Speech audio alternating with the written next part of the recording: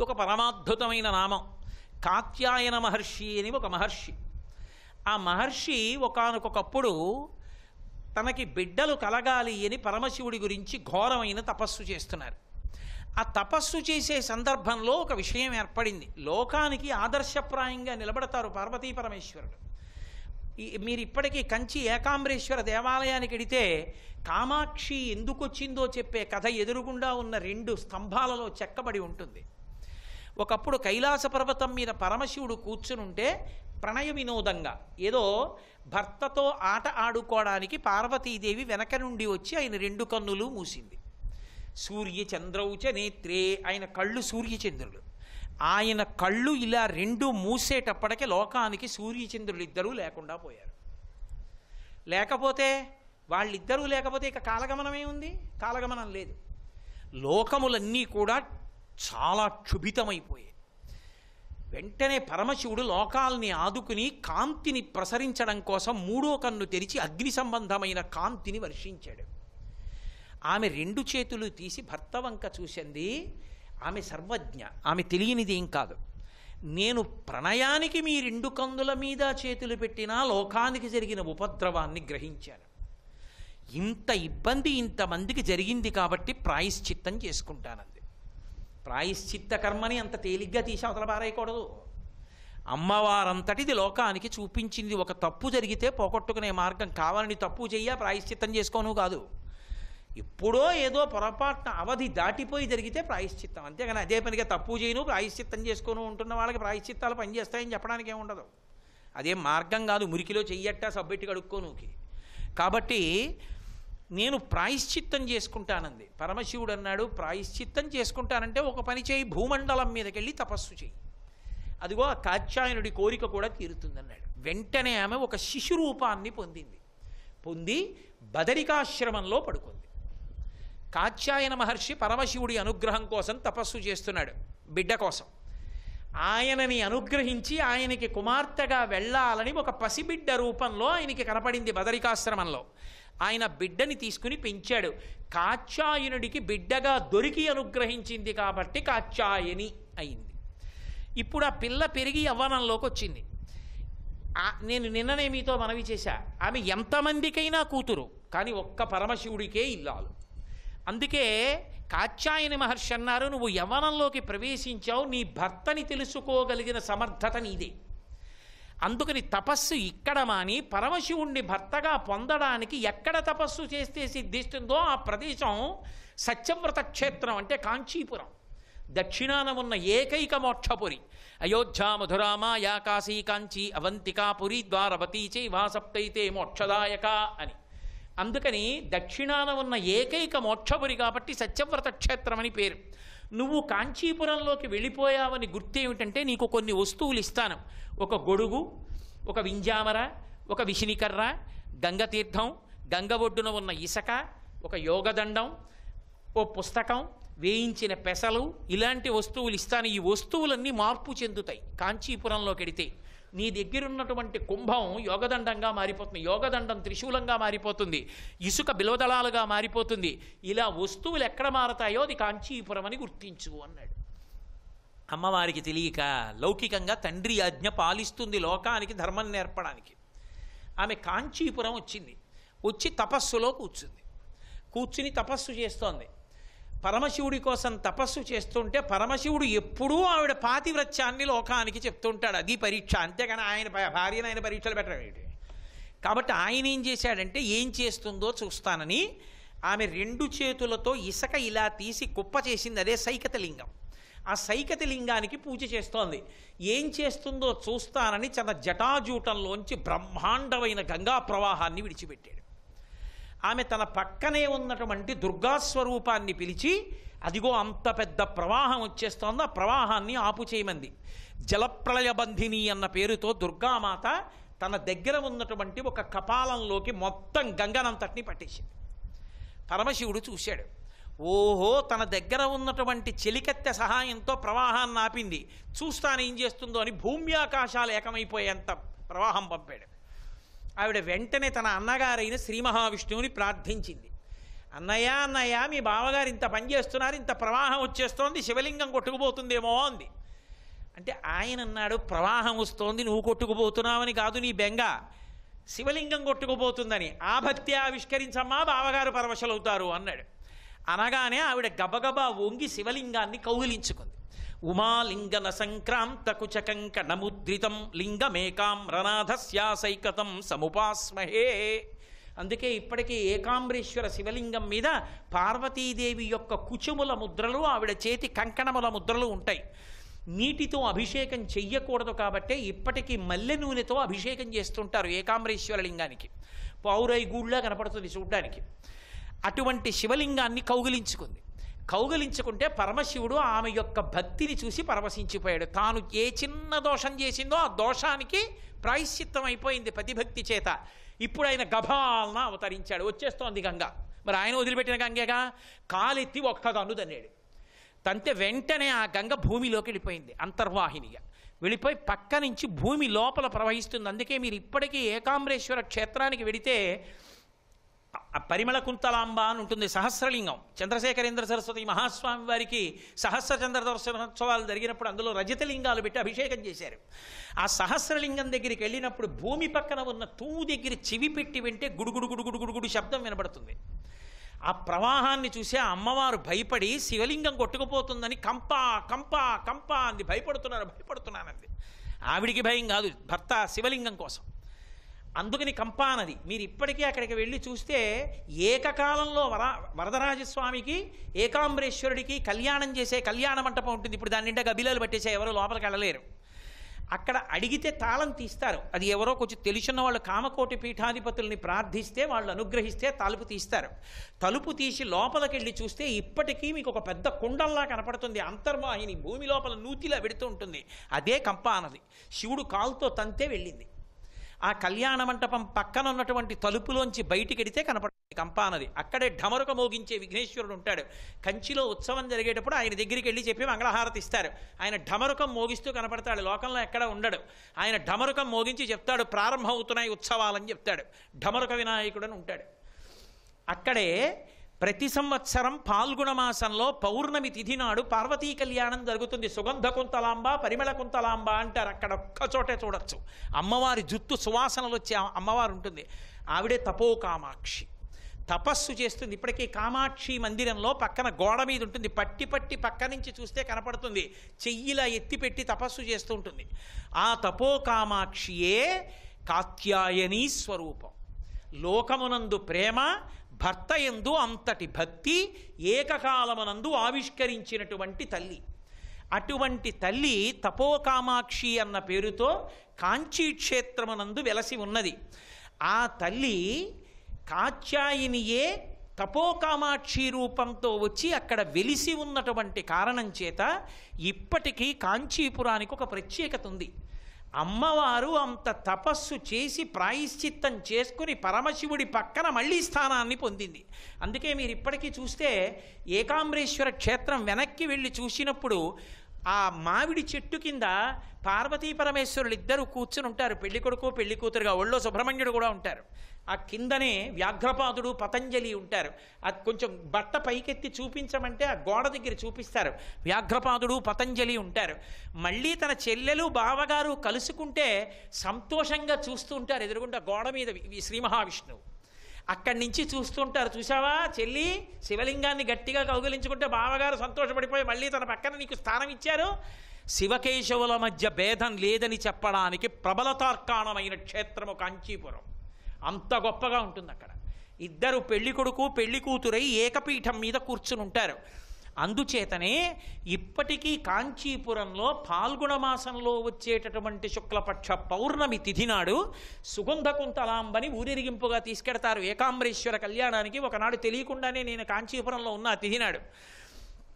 ఆ రోజు విచిత్రం ఏమిటంటే తమిళ దేశంలో ముహూర్తం పెట్టుకోరు పెళ్ళిళ్ళకి. పెళ్ళిళ్ళు చేసుకుందాం అనుకున్న వాళ్ళు కాంచీపురంలో ఏకాంబరేశ్వర క్షేత్రంలోనూ రోడ్ల మీద ఎక్కడ పడితే అక్కడే కూర్చుంటారు. తల్లి తండ్రి అత్త మామ పిల్ల పిల్లాడు కూర్చుని లోపల స్వామివారికి తలంబ్రాలు పోస్తున్నారు అని మంత్రం జరిగితే వీళ్ళు పోసేసుకుంటారు. లోపల అమ్మవారికి అయ్యవారు మంగళసూత్రం కడుతున్నారు, ఇక్కడ వీళ్ళు మంగళసూత్రం కట్టేసుకుంటారు. తమిళ దేశంలో సుముహూర్తం లేకుండా ఫాల్గుణ మాసంలో వచ్చేటటువంటి పౌర్ణమి నాడు తపస్సు చేసినటువంటి కామాక్షి పరమశివుని యొక్క వామార్ధ భాగాన్ని పొంది తపో కామాక్షి రూపంతో వచ్చి లోకాన్ని అనుగ్రహించి ఆ తిథి నాడు ముహూర్త నిర్ణయం లేకుండా ఇన్ని వేల కళ్యాణములు జరగడానికి కారణమై, ఇంతమంది యొక్క సౌభాగ్యానికి అద్భుతమైన వైవాహిక జీవితానికి కారణమై ఆ తల్లి తపో కామాక్షి అన్న పేరుతో వచ్చినటువంటి కాత్యాయని స్వరూపం. అంత గొప్ప తల్లి కనుక నవదుర్గలలో ఒక తల్లి అయి పతిభక్తిని లోకమునందు అనురక్తిని వ్యక్తం చేసింది. అటువంటి కాత్యాయని స్వరూపం నవదుర్గలలో ఒకటి. స్మరించినంత మాత్రం చేత అనుగ్రహించగలదా తల్లి? ఒక్క తల్లి ఆ కామాక్షే సరస్వతీ స్వరూపంగా కూడా ప్రకాశిస్తుంది.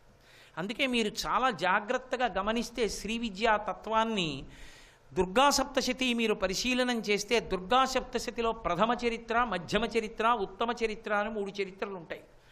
ఈ చరిత్రలన్నీ కలిపి సప్తశతి కాబట్టి 700 శ్లోకాలు.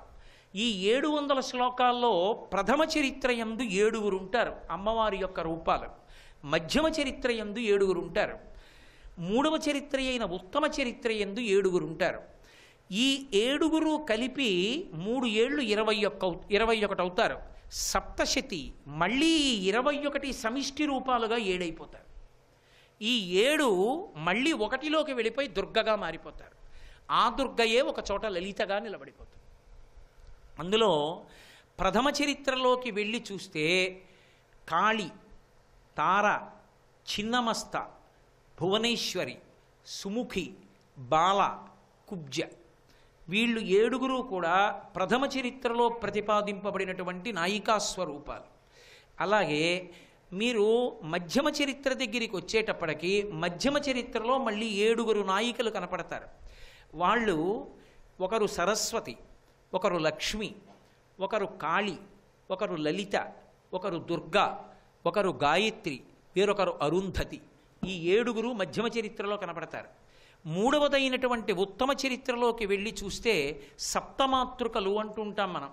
బ్రాహ్మి, వైష్ణవి, మాహేశ్వరి, మాహేంద్రి, కౌమారి, చాముండ, వారాహి, ఈ 7 నాయికలుగా కనపడతారు.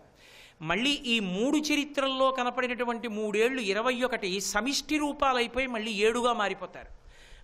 మారిపోయినప్పుడు వాళ్ళే ఒకటి ఆ మొట్టమొదటి స్వరూపంలో ఉండేటటువంటి తల్లి ఆ శ్రీశైలంలో ఉండేటటువంటి భ్రమరాంబ, అలాగే శతాక్షి, అలాగే కనకదుర్గ, 4వది లలితాంబిక, 5వది నంద, 6వది భీమ, 7వది రక్తదంతిక.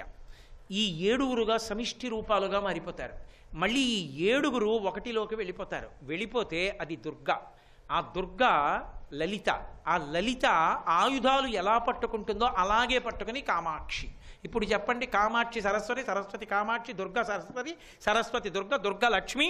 అందుకే మీరు ఏ రూపానికి నామాలు చూడండి, లక్ష్మీ అష్టోత్తరం చదవండి, సరస్వతి అష్టోత్తరం చదవండి, పార్వతీ అష్టోత్తరం చదవండి, మీకు నామం కనపడుతుంది. బ్రహ్మ విష్ణు శివాత్మికాయై నమః అని కనపడుతుంది. కారణం ఏమిటంటే చిట్ట చివరికి వచ్చేటప్పటికి ఒక రూపంగా ఉండి వాళ్ళు ఎన్నైనా ఇచ్చేస్తూ ఉంటారు. ఆ ఇచ్చేసేటటువంటి ప్రక్రియ ఎలా ఉంటుంది అన్నదాన్ని దుర్గా సప్తశతి అద్భుతమైనటువంటి రీతిలో తీసుకొచ్చి ఆవిష్కరిస్తుంది. 7, 7, 7, 21, మళ్ళీ 7, మళ్ళీ 7 వెళ్ళి మళ్ళీ ప్రధాన రూపంలోకి పర్యవసించారు. కాబట్టి ఇలా చూసినప్పుడు సరస్వతీదేవిగా ఆవిడ యొక్క అనుగ్రహం 2 కోణాల్లో ఉంటుంది. ఒకటి విమలపటి, కమలకుటి, పుస్తక రుద్రాక్షస్త హస్తపుటి, కామాక్షి, పక్ష్మలాక్షి, కలిత విపంచి, విభాసి వైరించి. ఆ తల్లి విమలపటి ఎవరు? కామాక్షి. అదేమిటంటే కామాక్షి సరస్వతి ఏమిటంటే అనకూడదు మీరు, ఎందుకంటే నేను ఇన్ని నిరూపణలు మీకు చూపించా. విమలపటి అంటే విమలము అంటే తెల్లని పట్టి అంటే వస్త్రం, తెల్లటి బట్ట కట్టుకుంటుంది ఆవిడ. ఎందుకు తెల్లటి బట్ట కట్టుకోవడం? నా ఉపన్యాసమే తెలుపుతో ప్రారంభం. ఇవాళ తెలుపు అంటే స్వచ్ఛత, పవిత్రానికి గుర్తు. అవతల వారిలో జ్ఞానమిచ్చేటటువంటి లక్షణానికి గుర్తు. సరస్వతీదేవి జ్ఞానమిచ్చి అజ్ఞానమనే చీకటి నలుపుని పోగొట్టేస్తుంది కాబట్టి తెల్లటి బట్టే కట్టుకోవాలి. శివుడు తెలుపు, సరస్వతి తెలుపు, ఇద్దరు జ్ఞానప్రదాతలు, అందుకే తెల్లగా ఉండాలి. విమలపటి, కమలకుటి, ఆవిడ తామర పువ్వులో కూర్చుంటుంది. ఏమిటండి కూర్చోడానికి ఒక పీఠ లేదా దర్భాసనం లేదా అంటే తామర పువ్వులో కూర్చోవడం ఏమిటి? అది నలిగిపోదా? తామర పువ్వులో కూర్చోవడం ఏమిటి అనుకోవచ్చు, కానీ తామర పువ్వుతో మన దేవతలందరికీ సంబంధం ఉంటుంది. మీరు చూడండి, లక్ష్మీదేవి పద్మంలో కూర్చుంటుంది. పద్మాలతో పూజ చేస్తాం. అసలు ముఖారవిందం, నయనారవిందం, హస్తారవిందం, పాదారవిందం, భగవంతుడి యొక్క అవయవాలన్నీ అరవిందం పద్మంతో చెప్తాం. సరస్వతీదేవి పద్మంలో కూర్చుంటుంది. శ్రీ మహావిష్ణువు అరినలిన గదా శంఖపాణిర్ముకుంద, చేత్తో పద్మం పట్టుకుంటారు. అసలు గజేంద్ర మోక్షంలో చిట్ట చివర గజేంద్రుడు లేచి వచ్చి పద్మమే స్వామివారి పాదాల మీద పెట్టాడు. ఏమిటి ఆ పద్మంలో సరస్వతీదేవి కూర్చోవడం అన్న మాటకు అర్థం అంటే, బాహ్యంలో ఆవిడ పద్మంలో కూర్చున్నట్లు కనపడుతుంది, కానీ పద్మంలో సరస్వతి అన్న మాటకు అర్థం ఏమిటంటే వికసనము అని గుర్తు. వికసనము అంటే విచ్చుకోవడం. తామర పువ్వు మొగ్గగా ఉన్నప్పుడు మీకు అసలు ఎన్ని రేకులు ఉన్నాయో తెలియదు, ఇలా ముడుచుకుని ఉంటుంది. బురదలో పుట్టి సూర్యుడి వంక చూస్తుంది. సూర్యకిరణం ఇలా పడగానే విచ్చుకోవడం మొదలెడుతుంది. ఇలా విచ్చుకుని విచ్చుకుని విచ్చుకుని ఎక్కడ వరకు పెడుతుందంటే ఈ రేఖలు విరిగిపోతాయేమో అన్నంత కిందకెడతాయి. దుద్దు బాగా పైకి కనపడుతుంది. ఆ రేకుల యొక్క ప్రారంభ స్థానమునందు నీటి చుక్కలు కనపడతాయి. నీటి చుక్కలతో చమాయింపు ఉంటుంది. ఉండి దుద్దు కనపడి దుద్దు చుట్టూ రేకులు ఉంటాయి. ఏదో ఒకవైపు విచ్చుకుని ఒకవైపు విచ్చుకోకుండా ఒకేలా విచ్చుకునేటటువంటి తత్వానికి, విచ్చుకోవడంలో సుగంధాన్ని ఇవ్వడానికి పద్మం ప్రతీక. బురదలో ఉండి సూర్యకిరణానికి విచ్చుకుంటుంది. బురదలో ఉన్న పద్మంలో తేనె ఉంటుంది. చమత్కారం ఏమిటంటే, ఆ బురదలో తామర మొగ్గ పుడుతుంది, ఆ బురదలోనే కప్పపిల్ల పుడుతుంది, చాపపిల్ల పుడుతుంది, పీతపిల్ల పుడుతుంది. ఈ పద్మం విచ్చుకుంటుంది. దాని కడుపు నిండా తేనుంది. అందులో తేనుందని కప్పకి, చాపకి, పీతకి తెలియదు. పక్కన అడవిలో ఉన్న తుమ్మెదకి తెలుసు. అది వచ్చి తేనె తాగుతుంది. అది తాగుతున్నవి ఇవి చూస్తూ ఉంటాయి. తెలియదు, వీటికి తాగడం రాదు. పద్మము అన్న మాటకు అర్థం ఏమిటంటే వికసనము. వికసనము అంటే విచ్చుకోవడం. విచ్చుకోవడం అనేటటువంటిది ఒక క్రమంలో ఉండాలి. ఒక క్రమంలో ఉండాలి తప్ప క్రమం లేకుండా ఉండకూడదు. అదే సృష్టి వికసనము అంటారు. అమ్మవారు ఈ సృష్టి చేసినప్పుడు అయోమయం లేకుండా చేస్తుంది. ఎన్ని ప్రాణులు రెండంచెల్లో తినాలి ఆవిడ నిర్ణయం చేసింది. ద్వైపం అంటారు. రెండంచెలలో తినే ప్రాణులు 3 ఉంటాయి లోకంలో. ఏనుగు 2 అంచెల్లో తింటుంది, తొండంతో పట్టుకుని అప్పుడు పెట్టుకుంటుంది నోట్లో. కోతి చేత్తో పట్టుకుని నోట్లో పెట్టుకుంటుంది, మనిషి చేత్తో పట్టుకుని నోట్లో పెట్టుకుంటాడు. 2 అంచెల్లో తింది అంటే ఉత్తమ ప్రాణి అని గుర్తు. ద్వైపం, మిగిలినవి కలియబడి తింటాయి ఒక్క అంచెలో, అంటే హీనప్రాణి అని గుర్తు. కాబట్టి ఏమిట్రా కలియబడి తినడం, కుక్కలా అంటారు. అందుకే మనిషి మనిషిలా తినాలి. ద్వైపం, 2 అంచెలలో తన చేత్తో తినాలి. తినేటప్పుడు భయంకరంగా సూదుల్లాంటివి పట్టుకుని పొడిచి పీకి తినడం ఈ దేశ సంప్రదాయం కాదు. బహుమర్యాదతో అతి మృదువుగా అన్నపు ముద్ద పట్టుకు తింటారు. నాకు ఇప్పటికీ మా గురువుగారు చేసేటటువంటి భోజనం చూస్తే ఆశ్చర్యంగా, నా జన్మాంతరంలో నేను ఆయనలా ముద్ద కట్టుకు అన్నం తినడం వస్తుందా అనిపిస్తుంది నాకు. మల్లె పువ్వులు ఏరితే ఎలా ఉంటుందో అంత మృదువుగా ఎత్తుతారు ఆయన అన్నాన్ని. అంత అందంగా ముద్ద చేసి తింటారు. ఆఖరికి మహానుభావుడు ఎంత అందంగా తింటారంటే, ఆ కంచంలో కింద ఎత్తి పొయ్యడానికి కానీ, ఆ కంచాన్ని కడిగేటప్పుడు ఇలా తీసి పక్కన పడేయడానికి కానీ ఏమీ ఉండవు. ఆఖరికి మిరపకాయలు కూడా ఉండవు. ఆయన దాన్ని కూడా దేంట్లోనూ అద్దుకు తింటారు. అది వేసింది తినడానికే కదా అంటారు. ఇంకా చమత్కారం ఏమిటంటే, ఆయన కొంతకాలం ఓ మాట చెప్పారు నాతో. లవంగాలతో కుట్టిన తామలపాకుల విస్తరితో తిని నైవేద్యం పెట్టాను కదా, అందుకని మడత పెట్టి తాంబూలంగా అదే వేసుకెళ్ళిపోయేవాడిని అనేవారు. అంత సౌకుమార్యం. వికసనము. వికసనము అంటే సృష్టి యందు అయోమయం లేని స్థితి. ఎవరు ఎలా ఉంటారు, ఎవరు ఏది తింటారు, ఏది దేని చేత తినబడుతుంది, రాత్రి ఎలా ఉంటుంది, పగలు ఎలా ఉంటుంది, సూర్యుడు ఎంతసేపు ఉండాలి, చంద్రుడు ఎంతసేపు ఉండాలి, సూర్యుడు ఇక్కడెంతసేపు ఉండాలి, అవతల వైపు ఎంతసేపు ఉండాలి, చంద్రుడు ఇక్కడ ఎంతసేపు ఉండాలి, చంద్రుడు అక్కడ ఎంతసేపు ఉండాలి, రాత్రి ఎవరు తిరగాలి, పగలు ఎవరు తిరగాలి, పగలు ఎవరు బయటికి వెళ్ళకూడదు, రాత్రి ఎవరు బయటికి వెళ్ళకూడదు, అన్నీ అమ్మవారు నిర్ణయించింది. ఒంట్లో విషం ఉన్నవన్నీ పగలపూట నిద్రపోవాలి, రాత్రిపూట బయటికి రావాలి. పాములు, తేళ్లు, జెర్రిలు ఇవన్నీ పగటిపూట పడుకుంటాయి, రాత్రి బయటకు వస్తాయి. బుద్ధున్న మనుష్యుడైతే పగటిపూట తిరగాలి, రాత్రిపూట పడుకోవాలి. అంటే రాత్రిపూట తిరుగుతారంటే అవి తిరిగే సమయం, మనం తిరగకూడదు. అప్పుడు కరిచిందని ఏడవకూడదు.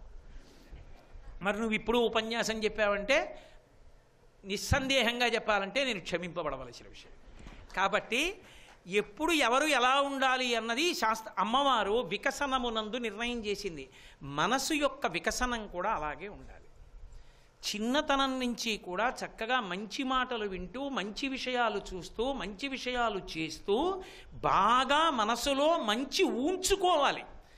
అంతేకాని అసలు వికసనం రావాలని కోరికుండి సూర్యకిరణం పడకుండా దాని మీద బ్యాటరీ లైట్ వేస్తే విచ్చుకుంటుందా పద్మం? ఎలక్ట్రిక్ లైట్ వేస్తే విచ్చుకుంటుందా? విచ్చుకోదు. పిల్లాడు బాగుండాలి. వాడు చూడకూడనివన్నీ వాడికి చూడడానికి అవకాశం ఉంది. వీధిలోకి వెడితే వాల్ పోస్టర్ అలా ఉంటుంది, సినిమాకి వెడితే సినిమా అలా ఉంటుంది, పేపర్ తీస్తే తిట్టుకోవడాలు ఉంటాయి, పుస్తకాలు తీస్తే పనికిమాలిన సాహిత్యం ఉంటుంది, ఇంట్లో మాట్లాడుకునేవి చూస్తే ఎదురుగుండానేమో గౌరవంగా మాట్లాడడం, ఆయన వెళ్ళిపోగానే తక్కువ చేసి మాట్లాడడం, దిక్కుమాలిన సంస్కారం ఉన్న పెద్దలు. ఒక్కళ్ళకి పెద్దరికం నిలబెట్టుకోవడం చేతకాని పెద్దలు ఇళ్లల్లో ఉంటే ఎక్కడి నుంచి వస్తుంది వికసనం? వాళ్ళకి రమ్మంటే పిల్లల ముందు ఎలా ప్రవర్తించాలో కూడా తెలియని పెద్దలు, పిల్లలు తిరుగుతారా రోడ్డు మీద మనం ఇలాంటివి పెట్టకూడదని తెలియనటువంటి వాల్ పోస్టర్లు, ఇవి చూపించకూడదని తెలియని సినిమాలు, ఇలా ప్రసారం చెయ్యకూడదని నియమం లేని టీవీలు, ఇలా ఉండకూడదని చెప్పలేని ప్రభుత్వాలు, అలా ఉన్నప్పుడు వ్యవస్థలో వికసనం సరిగ్గా లేకపోతే అవ్యవస్థ ఎందుకు రాకుండా ఉంటుంది? సరస్వతీ కటాక్షము అంటే వ్యవస్థ ఏర్పడడము అన్న మాటకు అర్థం ఎక్కడుంటుంది అంటే వికసనము క్రమక్రమంగా ఉండాలి. ఏ వయసుకి ఏది ఎలా అందించాలి. అందుకే చిన్నపిల్లల్ని కూర్చోపెట్టి నీతి కథలు అని చెప్పేవారు. అంతేగాని A for apple B for boy నేనేం వ్యతిరేకించట్లేదు. కానీ అసలు వికసనానికి కావలసినది అందించేవారు. తాతగారి తొడ, తాతగారి మంచం పిల్లవాడి సంస్కారానికి ప్రాథమిక పాఠశాల కాదు, విశ్వవిద్యాలయం. ఒకప్పుడు తాతగారు మనవణ్ణి పక్కన పడుకోబెట్టుకుని, ఒరే నాన్న వెనకటికి ఒక కాకి ఉండేదిరా, కాకి మాంసం ముక్క తెచ్చిందిరా, చెట్టు మీద కూర్చుందిరా, ఇంకా పెట్టుకు తిందాం అనుకుంటోందిరా, జిత్తులు మారినక్క కిందకొచ్చి చెట్టు కొమ్మ కింద కూర్చుని కాకి నోట్లో ఉన్నటువంటి మాంసం ముక్క కింద పడిపోయేటట్టు చేద్దామని దాని వంక చూసి కాకిబావా నువ్వు ఎంత బాగా పాట పాడతావో అంది. ఆ పిచ్చి కాకి నమ్మిందిరా, అదేమో కా అంది, మాంసం ముక్క కింద పడింది, నక్కెత్తుకుపోయిందిరా అంటే మనవాడు పకపకపకా నవ్వి, నాన్న నీ జీవితంలో కూడా నీ దగ్గరున్న వెత్తుకుపోవడానికి నిన్ను పొగిడేవాళ్ళు ఉంటారు, పొగిడిన వాళ్ళందరూ నీ ఎందు ప్రేమ ఉన్న వాళ్ళు కారు, ఎందుకు పొడుగుడుతున్నారో జాగ్రత్తగా తెలుసుకోసమా, లేకపోతే కాకిలే అయిపోతావు అని తాతగారు చెప్పిన కథ 70 ఏళ్ళు వచ్చినా పొగిడినవాడు ఎందుకు పొగుడుతున్నాడో తెలుసుకోగలిగిన సంస్కారం మనవడికి ఇచ్చేది. ఏమో ఎవరు పొగిడితే నేను ఎలా ఉండాలో మా తాతగారు చిన్నప్పుడు పడుకోబెట్టి చెప్పారనేవాడు. వాడు సంస్కారాన్ని అందించిన విశ్వవిద్యాలయం అయింది. వికసనం విచ్చుకుంది మనసు, వాడు ఉత్తమ పౌరుడయ్యాడు. ఈ వికసనము సరస్వతీ కటాక్షంగా వస్తుంది. అంతేకాని పుట్టినరోజునే పిహెచ్డీలు అలా ఉండవు, సాధన చేత వస్తుంది. అందుకే ధారణ చేత సరస్వతి. మీకు ఇది మిగిలిన చోట్ల ఉండదు. మనకు అందుకే వాంగ్మయం వర్ణనలు ఏ ఉంటాయో అవన్నీ కూడా గజ్జెలోకి వెళ్ళిపోతాయి. ఏదో ఒక అరణ్యాన్ని వర్ణిస్తున్నారు అనుకోండి, గా అని పెట్టి వర్ణిస్తారు, అంటే నువ్వు అవన్నీ బట్టి పట్టక్కర్లేదు. తొందరగా మీకు జ్ఞాపకం ఉండిపోవాలి అంటే, అది జ్ఞాపకం ఉంటే మీ జీవితం వృద్ధిలోకి వస్తుంది అనుకుంటే ఛందోబద్ధం చేస్తారు. ఉత్పలమాల, చంపకమాల, శార్దూలం, మత్తేభం, సీసం, కందం, ఆ వృత్తంలో రాస్తే పద్యాన్ని మీరు చదివితే చాలు వస్తుంది. ధారణ చేయడానికి వీలుగా ఉంటుంది పద్యం. సర్వం శ్రీ ఉమామహేశ్వర పరబ్రహ్మార్పణమస్తు. స్వస్తి.